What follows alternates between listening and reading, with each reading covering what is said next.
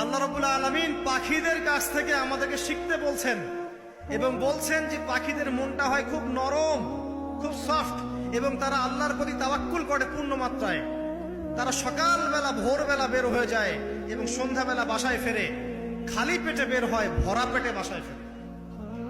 এবং আল্লাহ পাক সবচেয়ে সম্মানিত মৌত যেটা শহীদের মৌত, সেই শহীদদের আত্মাকে আল্লাহ পাক পাখির রূপ দিবেন। তাহলে পাখিটার বিষয়ে একটা ফোকাস করা দরকার আছে না? আচ্ছা, এখানে আসেন। পাখির মন হচ্ছে নরম, মানে পাখির মনটা তাসকিয়া, আত্মশুদ্ধিতে পরিপূর্ণ। কদ আফলাহা মান যাক্কাহা, সে ব্যক্তি সফল হলো যার হৃদয়টা পবিত্র, নিষ্পাপ, নিষ্কলুষিত হলো। সে ব্যক্তি সফল হবে ইনশাআল্লাহ। একটা কাজ এখানে খেয়াল করেন, পাখিরা সকালবেলা ভোরবেলা বের হয় আর সন্ধ্যাবেলা বাসায় ফেরে। এখনকার মুসলিমদেরকে দেখবেন দুপুরবেলা ওঠে, রাত 3টায় ঘুমায়। কথা কি বুঝেন নাই?